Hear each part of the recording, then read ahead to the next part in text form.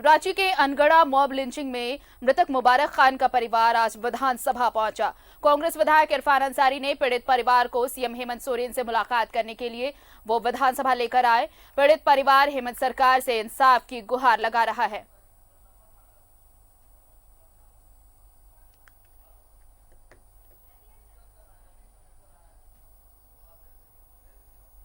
अनगढ़ा में जो mob lynching हुई और जिस शख्स की मौत हुई मुबारक, उसका पूरा परिवार आज विधानसभा पहुंचा है मुख्यमंत्री से मिलने के लिए। इरफान अंसारी भी है, उमाशंकर अंकेला भी है, इनके साथ ये पूरा परिवार आप देख सकते हैं पहुंचा है। मुख्यमंत्री से मुलाकात होगी और गुहार लगाई देगी। हम सीधे परिवार के जो महिला है उनसे, आप उनकी पत्नी हुई, अच्छा क्या पूरी घटना हुई थी उस दिन? हम मायके में थे, मेरा तबीयत खराब था, उसी रोज ये घटना हुआ। कितने लोग थे उन पे हमला करने वाले? बहुत आदमी लोग थे सर, बहुत आदमी लोग बांध के उनको मारा है। पोल खूटा में बांध करके उसका पैर हाथ मतलब बहुत बुरी तरह से मार दिया गया मेरा शोहर को। आज मुख्यमंत्री से मिलने आए आप? जी, हम क्या मांग करेंगे सीएम से मिलकर? जो दोषी है उसको सजा मिलना चाहिए। जो दोषी उसको सजा। हाँ, और साथ साथ लालन पालन इनका कैसे उसके सुविधा वो करें। आप परिजन है? जी हाँ, हम उनके परिजन हैं। जो बच्चा है इसका लालन पालन हो, इसके लिए भी सरकार जिम्मेवारी उठाए, ये चाहते हैं? हाँ हम हैं, और ऐसे भी हम सोशल एक्टिविटीज़ में हैं। मेरा नाम शहनाज खातून हुआ। परिजन तो खैर है इनके, और इनको हम सीएम से भी मांग रखना चाहते हैं लेकर के कि ये दोनों बच्चे का लालन पालन के वो ये करें और दोषी को सजा मिले। और जो भाजपा नीति है, जो भी भाजपाई लोग सब कर रहे हैं, वो खत्म करें। इरफान जी भी हमारे साथ। इरफान जी, आप कल भी गए थे, पूरे परिवार से आप मिले हैं और आज मुख्यमंत्री से इनको मिलाने के लिए लाए हैं। क्या इश्यूज उठाएंगे मुख्यमंत्री के सामने? देखिए, मैं साफ साफ कह देना चाहता हूं कि राज्य में किसी भी धर्म के साथ किसी के बच्चा का भी मौत होगा तो वहां इरफान अंसारी आगे आएगा। आज मुबारक अंसारी मारा गया है, जिस बेरहमी से मार दिया गया, और उसके बाद मारने के बाद, जान लेने के बाद टायर का आरोप लगा दिया। एक गरीब आदमी है, कमाता खाता है, और इस दौर में टायर बेचकर टायर चोरी करके क्या अपने बाल बच्चों को पालन कर लेगा क्या? अगर मुबारक चोर होता तो हीरा चुराता, चांदी चुराता, बैंक को लूटता, लेकिन गलत आरोप देके मार दिया, ये अच्छी बात नहीं है। और मैं आज मुख्यमंत्री जी हम लोग को कल भेजे थे वहाँ, मुख्यमंत्री जी हम लोगों को कल भेजे थे वहाँ, हम लोग गए वहाँ, हम और अकेला जी गए थे, इन पीड़ित परिवार से मिले, और आज हम दोनों को लेके आए हैं। 2 छोटे बच्चे हैं, इनको इंसाफ दिला के रहूँगा। जो हत्यारा है, हत्या जो उसको फांसी की सजा हर हाल में उसको मिलनी चाहिए। और मैं कहूँगा कि सरकार कठोर से कठोर स्टेप ले, ताकि दोबारा इस तरह की प्रवृत्ति हमारे राज्य में ना हो और हमारा झारखंड बदनाम ना हो। तो इंसाफ के लिए पहुंचा है पूरा परिवार।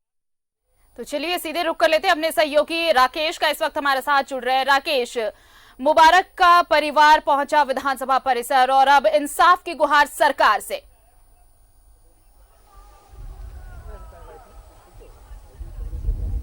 बिल्कुल, देखिए कल ही इरफान अंसारी जो कांग्रेस के विधायक है जामताड़ा से, वो और उमाशंकर अकेला मुख्यमंत्री के निर्देश पर अनगढ़ा गए थे। वहां देर शाम वो पीड़ित परिवार से उनकी मुलाकात हुई और सरकार के तरफ से पूरा भरोसा दिया गया कि सरकार उनके साथ है। जो लोग भी इसके पीछे दोषी हैं उनकी जल्द से जल्द गिरफ्तारी हो रही है, और इनफैक्ट 11 से 12 लोगों की गिरफ्तारी भी जो है आरती अब तक हो चुकी है इस पूरे मामले में।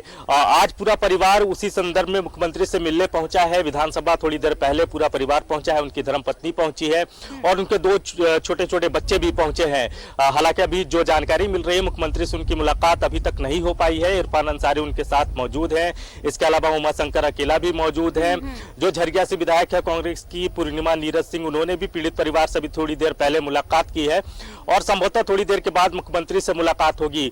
तो पीड़ित परिवार का साफ तौर पर कहना है, खासतौर पर उनकी जो पत्नी है उनका कहना है कि बहुत बेरहमी तरीके से उनकी हत्या की गई है और अब पूरे परिवार के सामने जो है वो आर्थिक संकट आन पड़ा है। ऐसे में सरकार से उम्मीद है कि उनके जो छोटे बच्चे हैं उनका पालन पोषण की जिम्मेवारी जो है वो सरकार ले। हालांकि जब इरफान अंसारी से हमारी बातचीत हो रही थी तो उन्होंने कहा कि जो पीड़िता है उनको सरकारी नौकरी मिले, सरकार सरकारी स्तर पर मुआवजा मिले, इसकी भी सरकार से बात होगी। और अब देखने वाली बात होगी कि मुख्यमंत्री से जब इस पीड़ित परिवार की मुलाकात होती है तो क्या कुछ आश्वासन सरकार की तरफ से इस पीड़ित परिवार को मिलता है।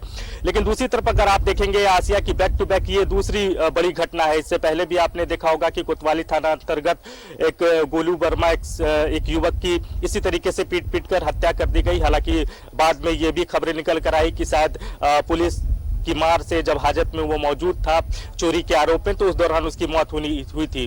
तो उस मामले में इन्वेस्टिगेशन चल रहा है।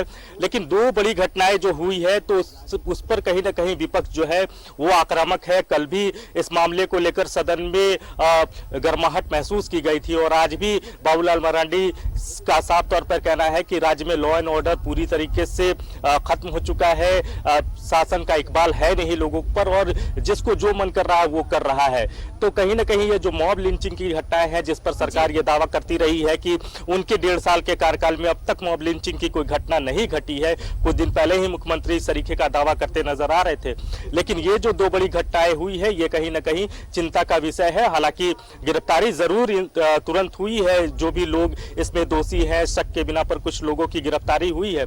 लेकिन जो मुख्य आरोपी है उसकी अभी तक पहचान नहीं हो पाई है। पुलिस इन्वेस्टिगेशन कर रही है और ये अब देखना बड़ा इसके लिए थोड़ा इंतजार करना होगा आरती की इस पीड़ित परिवार की मुख्यमंत्री से जब मुलाकात होती है तो सरकार की तरफ से क्या कुछ भरोसा दिया जाता है, क्या कुछ आश्वासन मिलता है और किस तरीके का सरकार जो है आगे बढ़कर इस परिवार को सहयोग करने जा रही है। आरती बिल्कुल, सदन में भी कल ये मुद्दा गूंजा था और देखिए आज पीड़ित परिवार खुद पहुंच गया है। एक उम्मीद है कि सरकार इस जो जिस तरह की घटना हुई, चाहे आप मुबारक की घटना कह ले या फिर इसके पहले एक और जो घटना हुई, वो दोनों मामले इसने कहीं ना कहीं शर्मसार तो किया ही है। ऐसी घटना ने, मॉब लिंचिंग की घटना को लेकर सरकार से कई सवाल भी पूछे जा रहे हैं। लेकिन अब ये जरूर सरकार की कोशिश होगी कि पीड़ित परिवार की मदद कर एक जो न्याय प्रक्रिया के तहत जो मुआवजा दिया जाए या फिर जो मदद की जाए वो दे सरकार और उन पर कड़ी कार्रवाई हो जो ऐसे मामलों में संलिप्त हैं।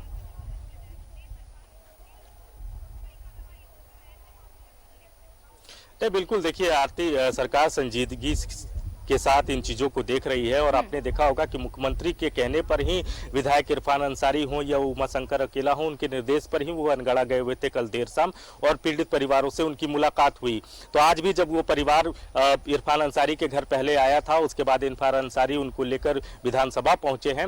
उम्मीद की जानी चाहिए कि सरकार इन चीजों को बेहद तत्परता से और बेहद संवेदनशीलता से इन चीजों को देख रही है और लगभग 11 से 12 लोगों की इस पूरे मामले में अब तक गिरफ्तारी हो चुकी है।